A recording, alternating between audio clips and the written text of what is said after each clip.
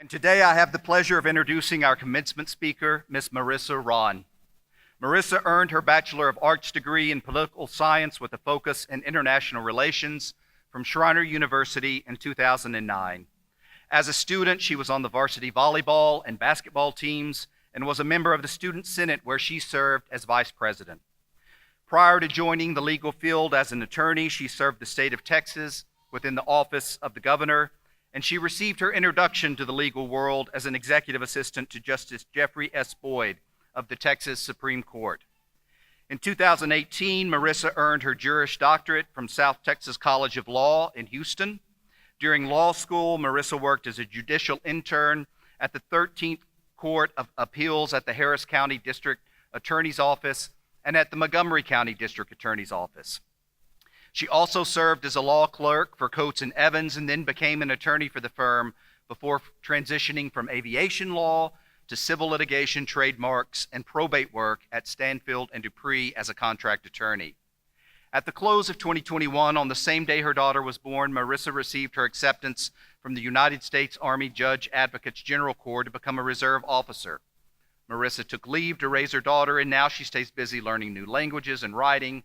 She enjoys going to the shooting range, reading with her book club, volunteering, and working out with the goal of getting back into competitive athletics. Marissa recently formed a solo law practice, and she is married to Michael, and they reside in the Woodlands with their 2-year-old daughter, Madeline, and their ferocious feline, Crockett. Please join me in welcoming Ms. Marissa Rahn to the podium.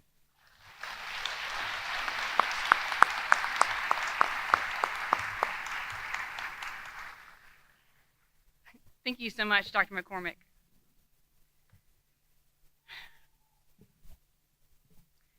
Good afternoon, graduates. Congratulations. You have successfully turned the page of another chapter in your life and can begin a new one. I am so honored to be here with you today on this very special occasion. When I was on the phone with Dr. McCormick a while back, I asked him, what should I talk about? And he said, your story. I thought to myself, well, the graduates are going to be sorely disappointed because my story isn't very intriguing, but if that's what you want, that's what I'll do.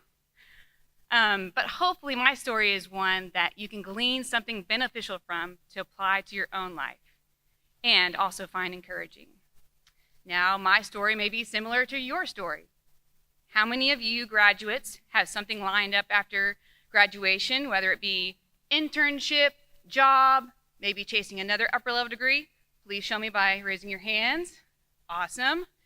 And how many of you graduates don't know what your future holds? Maybe you're waiting to hear from an internship. Maybe you're waiting to hear to get hired for a job, or just don't know where to go from here. Anybody? Everyone knows where they're going? Raise them up high, be proud. There we go, thank you so much. All right, for those of you that are uncertain, do not worry. I'm a comeback story, and if I can do it, you can too. The main takeaways I hope you get from my story is that no matter what, keep faith, keep going, keep doing, and do good. Now, the road from my Schreiner commencement day to where I am today was neither straight nor quick. When I transferred to Schreiner in 2005, after my less than stellar year at San Angelo State University, I had to essentially start my college career over. For me, attending Schreiner University was the turnaround I needed. I got very involved in basketball, volleyball, student government, sorority, and also dabbled in some other student activities. And this left less time to get into much trouble. When I was in your seat back in 2009, just a few years ago, I felt equal parts excited and uncertain. Graduation day was eventful. I felt a big sense of accomplishment. I was the first female in my immediate family to get a bachelor's degree, and before graduating, I applied to a couple of internships. They were dream internships, but ultimately, those fell through. So when graduation came around, I thought, I have this really cool political science degree, but now what? I had to scramble. I ended up being a substitute teacher and working at the local YMCA after school program. But even though I didn't get my dream jobs after graduation, I kept faith, I kept going, and I kept doing.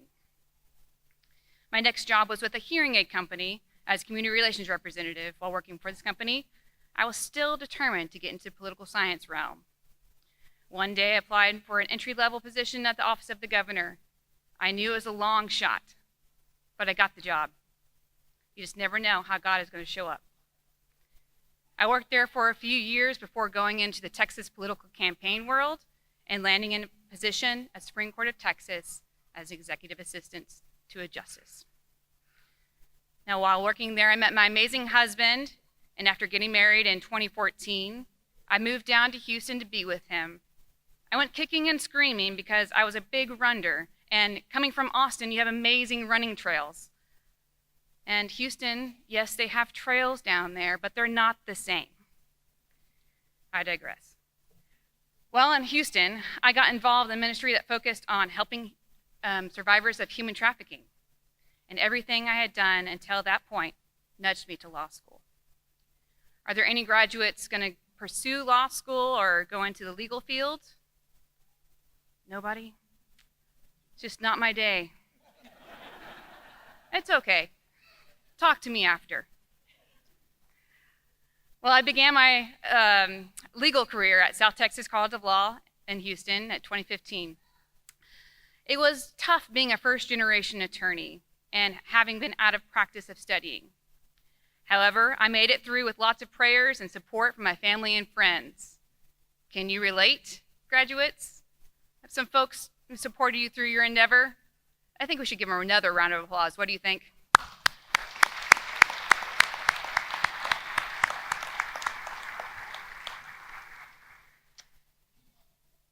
All right, so after law school, and right after being licensed to practice law in 2019, I did civil litigation and some transactional work for a couple of different law firms. Did that for a few years. But I really wanted to do something more and get back into public service. I began volunteering for Community Christian Legal Aid, providing pro bono legal service and advice. And in September 2020, I applied to become an Army JAG Reserve officer. I did not get in the first time, but I was reassured by one of my law school professors that I was, in fact, qualified, and I should apply again. And so I did. And like Dr. McCormick said, the same day my daughter was born was the same day I received my acceptance letter, December of 2021. After having a child, I took a few months off from work to focus on being mom, then returned to practice, again doing civil litigation work and some transactional work, working mostly from home, which was very hard with a child because she inevitably would not nap during her scheduled nap times, which made planning phone calls a little difficult. But during that time, I also wanted to do something more with work, something meaningful, and return to public sector. And I did just that. I ended up serving at the Walker County Criminal District Attorney's Office when my kiddo was about 7 months old. I served as a misdemeanor prosecutor. It was a tough time while serving at the DA's office, especially when I wouldn't see my kiddo some days because of the long working hours. And like she didn't nap during her nap times like she was supposed to, she was very excited for me to go to docket and trial, would not sleep those nights either. But I did that for about a year, and my husband and I decided that it was best to set my desires aside to be a prosecutor and to be Army JAG Reserve officer and focus on being mom. Now, it was very difficult to give up a job that I really wanted to do and to give up the Army JAG opportunity because it was something that I thought of as the pinnacle of my legal career. But on the other hand, being able to have one-on-one time with our daughter was priceless, rewarding, and of course, exhausting at sometimes, but very much worth it all. Well, I took about 1.5 years off work, but I still stayed involved with my profession by volunteering with Community Christian Legal Aid, and I'm now on the board with that same organization. This past year was time for me to return to work, so I created my own solo law practice. To wrap everything up, I have some final words for you. I was compelled to share these. Know that hardship is guaranteed, but not our dreams. If you believe in God, rest in God's promise and providence. Be who God created you to be. He did not make a mistake when he created you. You are not enough. We are meant to rely on each other and on God. Do not let the world conform you and tell you who you are. There are voices out there that preach tolerance, but are in fact quite the opposite. Those same voices will tell you that if you do not endorse their beliefs and set yours aside, then you are the intolerant one. Don't listen to this. Just because you don't endorse somebody else's beliefs doesn't mean that you're intolerant. It means that you don't believe the same thing. I'll leave you with this Bible verse from 2 Timothy chapter 1, verse 7. For the Spirit God gave us does not make us timid, but gives us power, love, and self-discipline. You will face opposition. Do not shut down or cower when you do. In love, stand firm in what you believe in, and do what you are called to do. Graduates, you now have the education and experience you've acquired with your degree. Use it for good. The world needs you.